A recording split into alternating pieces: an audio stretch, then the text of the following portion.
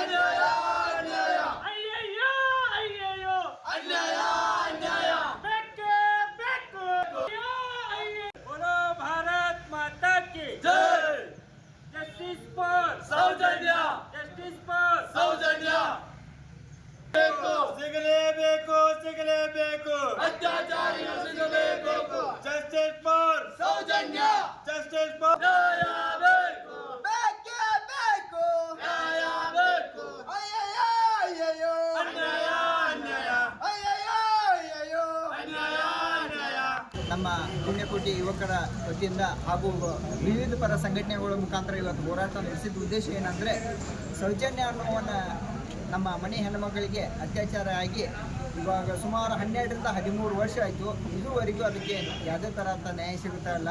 ಆದರೆ ಇಲ್ಲಿ ಕೆಲವೊಂದಷ್ಟು ಕುತಂತ್ರಿತನ ಉಂಟು ಮಾಡ್ತಾ ಅವರು ಏನು ಅನ್ನತಾರೆ ಅಂದರೆ ಯಾವುದೇ ಥರ ಅಂತ ಅತ್ಯಾಚಾರ ಆಗಿಲ್ಲ, ಅನಾಚಾರ ಆಗಿಲ್ಲ, ಏನೂ ಆಗಿಲ್ಲ ಅಂಥೇಳಿ ಅವ್ರು ಹೇಳ್ತಾರೆ. ದಯಮಾಡಿ ಅಂಥವ್ರಿಗೆ ಒಂದು ಸಂದೇಶ ನಾನು ಏನು ಕೊಡೋದೇನೆಂದರೆ, ಒಂದು ಸಲ ವಿಡಿಯೋ ಆಗಲಿ, ಒಂದು ಫೋಟೋಸ್ ಆಗಲಿ, ಅವ್ರ ಮನೆಗೆ ಹೋಗಿ ಆ ತಾಯಿಯ ಕರುಳಿನ ಬಗ್ಗೆ ಒಂದೆರಡು ಮಾತುಗಳನ್ನ ಕೇಳೋದಾಗಲಿ, ನೀವು ಏನಾದರೂ ಮಾಡಿದರೆ ಈ ಥರ ಮಾತು ಅಂತರಿಕ್ಕಿಲ್ಲ.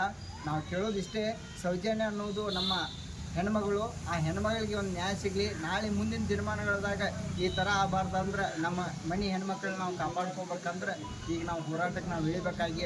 ನಮಸ್ಕಾರಗಳು. ಇವತ್ತಿನ ದಿವಸ ನಮ್ಮ ಬೆಳಗಾವಿ ಜಿಲ್ಲೆಯ ಗಂಡು ಮೆಟ್ಟಿದ ನಾಡು ಬಯಲುಹೊಂಗಲ. ಯಾಕೆಂದರೆ ಕ್ರಾಂತಿವೀರ ಸಂಗೊಳ್ಳಿ ರಾಯಣ್ಣರ ನೆಲ ಇದು. ಅದೇ ರೀತಿ ಕ್ರಾಂತಿಕಾರಿ ವೀರ ಕನ್ನಡತಿ ಬೆಳವಡಿ ಮಲ್ಲಮ್ಮನ ನಾಡಿನಲ್ಲಿ ಇವತ್ತು ವಿವಿಧ ಸಂಘಟನೆಗಳು ಸೌಜನ್ಯ ನ್ಯಾಯಕ್ಕಾಗಿ, ಸಮಾನ ಮನಸ್ಕ ಯುವಕರು ಬಂದು ನ್ಯಾಯಕ್ಕಾಗಿ ನಾವು ಇವತ್ತು ಬಂದಿದ್ದೀವಿ.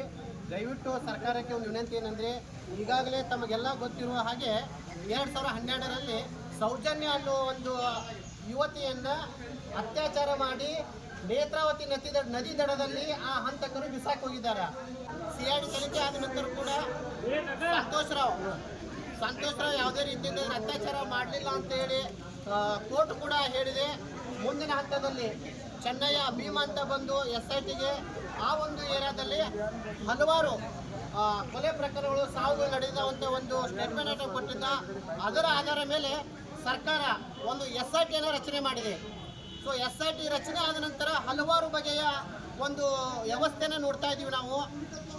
ಚೆನ್ನಯ್ಯನ ಹೇಳಿಕೆಯಂತೆ, ಯಾಕೆಂದರೆ ಚೆನ್ನಯ್ಯ ಕೂಡ ಹೇಳಿದ್ದಾನೆ, ಯಾಕಂದರೆ ನಾನು ಸೌಜನ್ಯನ ಬಾಡಿಯನ್ನು ನೋಡಿದ್ದೀವಿ, ಸೌಜನ್ಯ ಬಾಡಿಯಲ್ಲಿ ಹಾಕಿದಾರಲ್ಲ ಅಲ್ಲೂ ಕೂಡ ಹಲವಾರು ಒಂದು ಬಾಡಿಗಳನ್ನ ಹಾಕಿದ್ದಾರೆ. ಜೊತೆಗೆ ಚೆನ್ನಯ್ಯವರು ಹೇಳಿದ ಹಾಗೆ ಸೌಜನ್ಯ ಅತ್ಯಾಚಾರಿಗಳು ಸಾಕ್ಷಿ ಇರ್ತಕ್ಕಂಥ ರವಿ ಪೂಜಾರಿ ಅನ್ನೋ ವ್ಯಕ್ತಿಯನ್ನು ಕೂಡ ಅವರೇ ನಾಶ ಮಾಡಿದ್ದಾರೆ, ಅವರ ಕಚೇರಿಯಲ್ಲಿ ಕೊಲೆ ಮಾಡಿದ್ದಾರೆ ಅಂತ ಕೂಡ ಚೆನ್ನೈ ಅವರು ಒಂದು ಟಾಕ್ ಅಂತ ಒಂದು ಸಂದರ್ಶನದಲ್ಲಿ ಮಾತನಾಡಿದ್ದಾರೆ. ಈ ಒಂದು ಗ್ರಾಮವನ್ನು ಬಿಡಲಿಕ್ಕೆ ಪ್ರಮುಖ ಕಾರಣ ಏನಂದರೆ ಅತ್ಯಾಚಾರಿಗಳು ಹೆದರಿಕೆ ಹಾಕಿರುವ ಕಾರಣ ಅವರಿಗೆ ಭಯಭೀತಾಗಿ ನಮ್ಮ ಕರ್ನಾಟಕವನ್ನು ಬಿಟ್ಟು ಬೇರೆ ಕಡೆ ಹೋಗಿದ್ದಾನಂತ ಹೇಳಿಕೆ ಆಧಾರದ ಮೇಲೆ ಈಗಾಗಲೇ ಸೌಜನ್ಯ ಅವರ ತಾಯಿ ಕುಸುಮಾತಿಯವರು SITಗೆ ಒಂದು ದೂರನ್ನು ಕೊಟ್ಟಿದ್ದಾರೆ. ಹಲವು ಹಿಂದೂ ಹೆಣ್ಣು ಮಕ್ಕಳ ಅತ್ಯಾಚಾರ, ಸಾವು, ಕೊಲೆಗಳನ್ನು ಕುಲಂಕುಷವಾಗಿ ಜಾತಿ ಮತ ಭೇದ ಭಾವ ಬಿಟ್ಟು, ಅದೇ ರೀತಿ ಪಕ್ಷ ಭೇದ ಭಾವ ಬಿಟ್ಟು ಅಲ್ಲಿ ನಡೆದಂತಹ ಸಾವುಗಳಿಗೆ ನ್ಯಾಯ ದೊರಕಬೇಕು. ಹೋರಾಟದಲ್ಲಿ ಇರ್ತಕ್ಕಂಥವರನ್ನ ಅವರ ಒಂದು ಹೆಸರಿಗೆ ಧಕ್ಕೆ ತರುವಂಥ ಕೆಲಸಗಳು ಆಗ್ತಾ ಇದಾವೆ. ಅದರ ಜೊತೆಗೆ ಕೆಲವೊಂದು ಮಾಧ್ಯಮಗಳು ಕೂಡ ಏನು ಮಾಡ್ತಾ ಇದಾವೆ ಅಂದರೆ, ಇರೋ ಒಂದು ನಿಖರತೆಯನ್ನು, ನಿಷ್ಠತೆಯನ್ನು, ಸತ್ಯತೆಯನ್ನು ಬಿಟ್ಟು ಅವರಿಗೆ ಬಂದಂಗೆ ಮಾತನಾಡುತ್ತಿದ್ದಾರೆ. ದಯವಿಟ್ಟು ನಿಮ್ಮಲ್ಲಿ ಕೈ ಮುಗಿದು ವಿನಂತಿ ಮಾಡ್ಕೊಳ್ತೀನಿ. ಯಾಕೆಂದರೆ ನಮ್ಮ ಮನೆಯಲ್ಲೂ ಹೆಣ್ಣು ಮಕ್ಕಳಿದ್ದಾರೆ, ತಮ್ಮ ಮನೆಯಲ್ಲೂ ಹೆಣ್ಣು ಮಕ್ಕಳಿದ್ದಾರೆ. ಆದಷ್ಟು ಹೆಣ್ಣು ಮಕ್ಕಳಿಗೆ ನ್ಯಾಯ ಕೊಡುವಂತಹ ಕಾರ್ಯವನ್ನು ಎಲ್ಲರೂ ಕೂಡಿ ಮಾಡೋಣ ಅಂತ ಇವತ್ತು ಬಯಲುಹೊಂಗಲದಿಂದ ಸ್ಟಾರ್ಟ್ ಮಾಡಿದ್ದೀವಿ. ಇದು ಬಯಲುಹೊಂಗಲದಿಂದ ಮುಂದೆ ಧರ್ಮಸ್ಥಳದ ನೇತ್ರಾವತಿ ದಡ ತನಕ ನಾವು ನ್ಯಾಯಕ್ಕಾಗಿ ಹೋಗ್ತೀವಿ. ನಮ್ಗೆ ನ್ಯಾಯ ಬೇಕೇ ಬೇಕು. Justice for. ಇವತ್ತಿನ ದಿನ ಏನು, ಇದು ಎಲ್ಲ ಸಂಘಟನೆ, ಒಂದು ಪುಣ್ಯಕೋಟಿ ಸಂಘಟನೆ ಇರ್ಬೋದು, ಒಂದು ಹಿಂದೂ ಸಂಘಟನೆ ಇರ್ಬೋದು, ಒಂದು ದಲಿತ ಸಂಘಟನೆ ಇರ್ಬೋದು, ಒಂದು ಮುಸ್ಲಿಂ ಸಂಘಟನೆ ಇರ್ಬೋದು, ಒಂದು ಕನ್ನಡ ಪರ ಸಂಘಟನೆ ಇರ್ಬೋದು. ಇದರಲ್ಲಿ ನಾವು ಯಾರೂ ಜಾತಿ ಭೇದ ಪಕ್ಷ ಎಲ್ಲವನ್ನು ಬಿಟ್ಟು ಇಲ್ಲಿ ಎದಕ್ಕೆ ಸೇರಿದ್ದೇವೆ ಅಂದ್ರೆ, ಅದು ಒಂದು ಹೆಣ್ಣಿಗೆ ಒಂದು ಅನ್ಯಾಯ ಆಗಿದೆ. ಈಗ ಯಾರ ಮನೆಯಲ್ಲಿ ಒಂದು ಹೆಣ್ಣಿಗೆ, ಈ ಭಾರತ ದೇಶದಲ್ಲಿ ಒಂದು ಹೆಣ್ಣಿಗೆ ಪವಿತ್ರ ಸ್ಥಾನ ಇದೆ. ಆ ಪವಿತ್ರ ಸ್ಥಾನವನ್ನು ಅವು ರಾಜಕಾರಣಿ ಆಗಿರ್ಬೋದು, ಅಂದರೆ ಜಾತಿವಾದಿ ಆಗಿರ್ಬೋದು, ಅವರೆಲ್ಲ ಏನು ಮಾಡ್ತಿದ್ದಾರೆ, ಇದನ್ನು ಮುಚ್ಚಲಿಕ್ಕೆ ನೋಡ್ತಿದ್ದಾರೆ.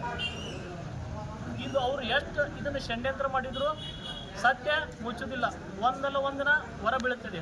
ಅದಕ್ಕೆ ಏನೈತಿ, ಸೌಜನ್ಯಗೆ ಜಸ್ಟಿಸ್ ಸಿಗೋ ಮಟ್ಟ ಏನೈತಿ, ಎಲ್ಲ ಸಂಘಟನೆಗಳು ಕೂಡಿ, ಈಗ ನಮ್ಮ ಅಣ್ಣವ್ರು ಹೇಳಿದರು, ಇದು ಬೈಲುಂಗಲದಿಂದ ಆರಂಭ ಆಗೋದು ಎಲ್ಲಿ ಮಠ, ಧರ್ಮಸ್ಥಳ ಮಠ ಏನಿದೆ ನಮ್ಮದು, ಇದು ಪ್ರೊಟೆಸ್ಟು ರ್ಯಾಲಿ. ಈಗ ನಾವು ಇಲ್ಲಿ ನಮ್ಗೆ ಶಕ್ತಿ ಪ್ರದರ್ಶನ ತೋರ್ಸೋಕ್ಕೇನು ಭಾಳ ಹತ್ತುವುದಿಲ್ಲ, ಆದರೆ ನಾವು ಯಾಕೆ ತೋರಿಸ್ತಾ ಇಲ್ಲ, ಈಗ ಎಲ್ಲರಿಗೂ ಅದು ಏನಿದೆ ಎಲ್ಲ ತನಿಖೆ, ಇದನ್ನು ವಿವರವಾಗಿ ಹಂತವಾಗಿ ಏನೈತಿಲ್ಲ, ಅದಕ್ಕೆ ಆ ಹೆಣ್ಮಗಳಿಗೆ ಆದ ಅನ್ಯಾಯ ಎಲ್ಲ ಏನೈತಿ ಅದ್ರ ಎಲ್ಲ ವಿಷಯನೂ ಎಲ್ಲರಿಗೂ ಅದು ಮಾಹಿತಿ ಗೊತ್ತಾಗಬೇಕು. ಯಾಕಂದರೆ ಸ್ವಲ್ಪ ಮಂದಿಗೆ ಮ್ಯಾಲಿನ ಮ್ಯಾಲೆ ಏನಾರ ಸುಳ್ಳು ಸುದ್ದಿ ಹೇಳೋದು, ಇಲ್ಲ ಇದು ಜಾತಿ ಸಂಬಂಧ ಐತಿ, ಅದು ಇದ್ರ ಸಂಬಂಧ ಐತಿ, ನಮ್ಗೆ ಜಾತಿ ಏನು ಇಲ್ಲ.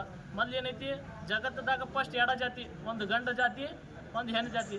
ನಾವು ಈಗ ಎಲ್ಲರೂ ಇಷ್ಟು ಮಂದಿ ಅದೇವು, ಇದ್ರಾಗ ಮುಸ್ಲಿಮ್ರು ಅದಾರು, ಹಿಂದೂ ಮಂದಿ ಐತಿ, ದಲಿತ ಸಂಘಟನೆ ಐತಿ, ಎಲ್ಲರೂ ಅದಾರು. ರಕ್ತ ನಮ್ದು ಕೆಂಪು ಐತಿ, ಕೆಂಪು ಬಿಟ್ಟೇನ ಬೇರೆದೈತಿ, ಅದು ಮುಸ್ಲಿಂ ರಕ್ತ, ಅದು ಹಿಂದೂ ರಕ್ತ, ಇದು ದಲಿತ ರಕ್ತ ಅಂತ ಗೊತ್ತಾಗೋದಿಲ್ಲ. ಒಂದು ಭಾರತದ ಒಂದು ಸಂವಿಧಾನ ಐತಿ, ಸಂವಿಧಾನವಾಗಿ ಏನೈತಿಲ್ಲ ನಾವು ಪ್ರೊಟೆಸ್ಟ್ ಮಾಡತ್ತೀವಿ. ಪ್ರೊಟೆಸ್ಟ್ಗೆ ನಮ್ದು ಫಲ ಅಂದ್ರೆ ನಾವು ಶಾಂತಿಯಾಗಿ ಹೋರಾಟ ಮಾಡ್ತೇವೆ, ಇಲ್ಲಾಂದ್ರೆ ಮುಂದಿನ ದಿನಗಳ ಏನೈತಿಲ್ಲ ನಾವು ಶಕ್ತಿ ಪ್ರದರ್ಶನ ಮಾಡಿ ನಾವು ಸೌಜನ್ಯಗೆ ನ್ಯಾಯ ಸಿಗುವವರೆಗೆ ಏನೈತಿಲ್ಲ ಹೋರಾಟ ಮಾಡ್ತೀವಿ. ಇಷ್ಟು ಹೇಳಿ ಒಂದು ಎರಡು